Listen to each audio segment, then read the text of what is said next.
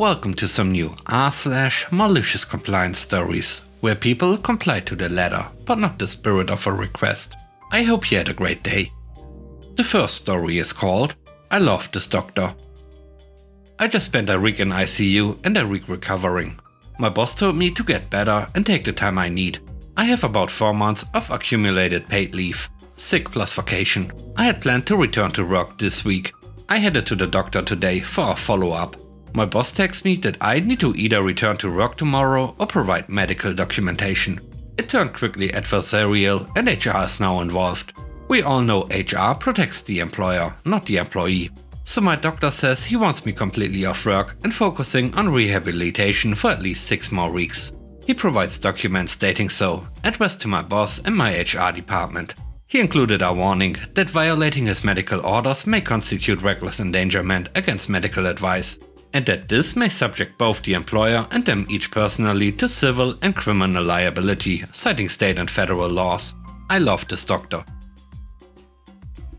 The next story is called Get This Fixed. This happened in the 90s with a major oil and gas provider. We will call this mob Company X. My workmate will be called Jono. He worked for a contracting company which deals with servicing equipment for said Company X. Like many other industries, Company X contracted out a lot of their jobs to many service providers, many of which mobilized office staff to the major field facilities provided by Company X. Upon winning contracts from Company X, service providers either built office buildings in Company X's land or moved into existing buildings that belonged to Company X.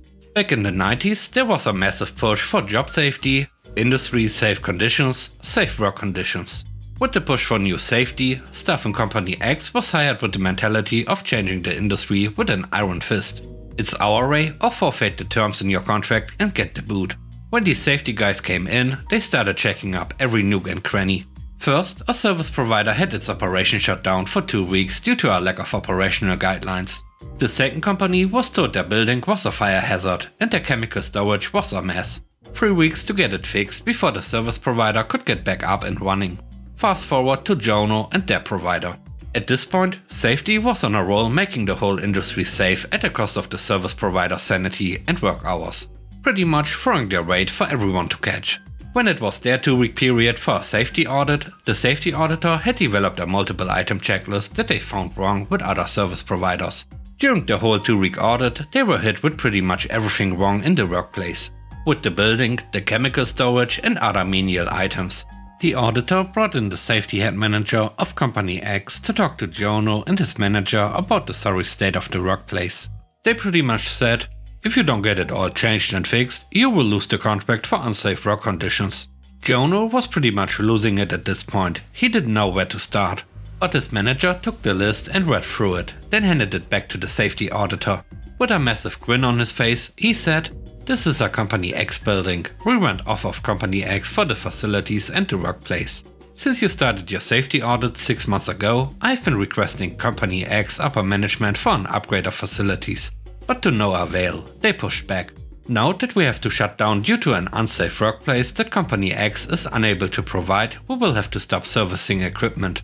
This equipment maintains the operation of over 500 gas wells, effectively shutting down over 50% of all gas production in this area. Company X was and still is a major natural gas provider. If there was a potential risk of losing 50% of all gas production, someone is gonna get the boot." The safety manager was all deflated and didn't have anything to say. The auditor replied, "We will have to come back and research what the conditions of the lease agreement and your contract is before we can continue." In the end, it took Company X 1 month to fix everything in this workplace. They pretty much got away scot-free. There must have been a massive meeting or something, as all the auditors prioritized buildings that belonged to Company X and got their buildings fixed. The third story is called Forget About Everything. Many years ago, I worked for a little company. The CEO was a miser of the first order. We needed image hosting for a large client account. The CEO was unwilling to pay for maybe 2 to 3K in annual image hosting fees at the time, even though the company made millions off of the deal. Me, being an enterprising individual, I figured out a way to host the images on Flickr. I saved the login information in a physical notebook and kept informing them that this is a house of cards and we really needed to switch to a professional service. Several months later, I was promoted and asked for a raise to go with my promotion. The CEO said no. All promotions and raises required CEO sign-off. I tried negotiating, but CEO said no and to leave if I didn't like it. So I left. CEO told me to forget everything related to the job here, and he'd sue me if I did anything with the client's account afterward, i.e. sabotage or steal clients. I told him I'm leaving all my knowledge behind in the notebook in my final email to him and my manager, and BCC'd my personal email. In this email there was a full inventory of what I left behind. Invoices, contracts, etc., including this entry. Personal notebook, account notes and reference material, including image hosting logins for accounts.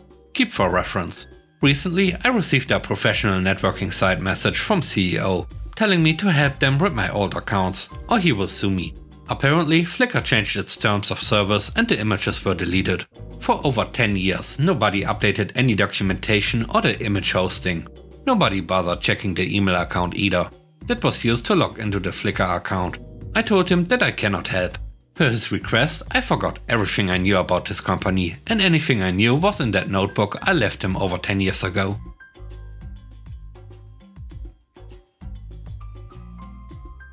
The last story is called Pizza Sauce. 20 years back, I worked on a tugboat sailing the Great Lakes.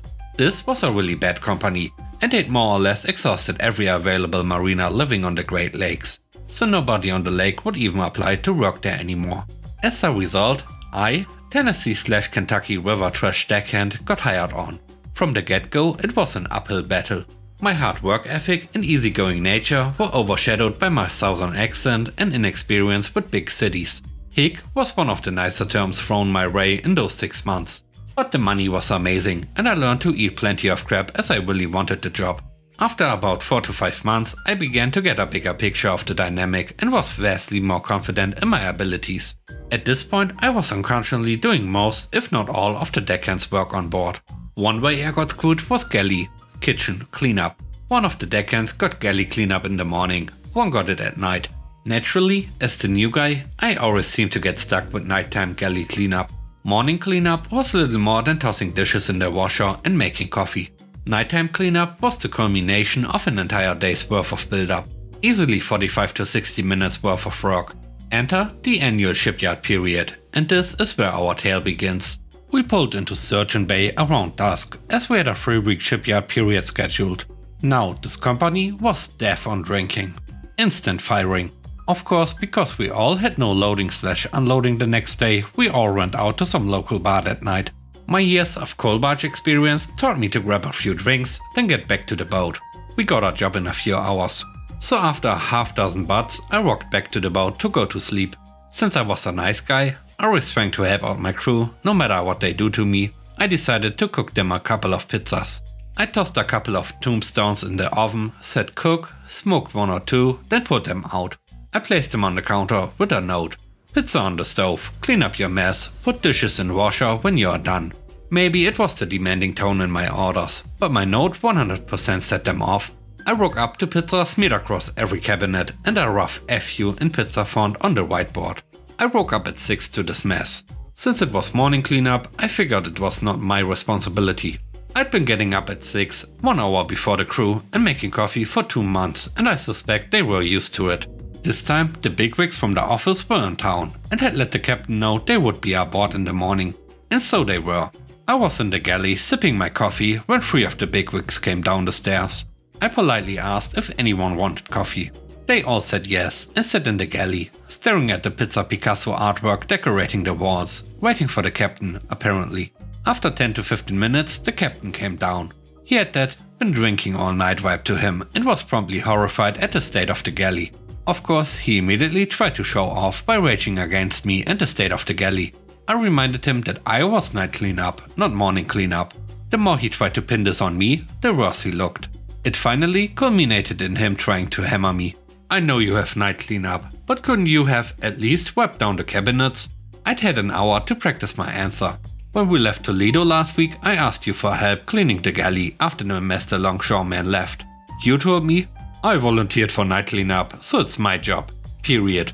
Well, now it's morning cleanup and the other deckhand has cleanup. He doubled down and ordered me to clean the galley to save face, but it was just digging a deeper hole. Best of all, my shipmates couldn't resist bragging about the stupid drunk stuff they had done that night. I called the company's 1-800 number, used a variety of accents and complained about what they had been doing in Sturgeon Bay. Some of the complaints I made lifted thread from the stories from that night. Number 1.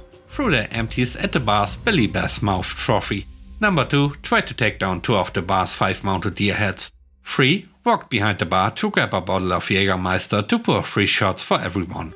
Number 4. After getting kicked out, they weren't, kicking the side of a pickup parked in front. Number 5. Putting empties in several mailboxes between the bar and the shipyard. Number 6. Knocking a bass-shaped mailbox off of its mount. All of which they bragged about, loudly. Long story short, one officer and a deckhand got fired. The captain had Sturgeon Bay hanging over his head as long as I worked there. 7 years, and the office never messed with me. Not once.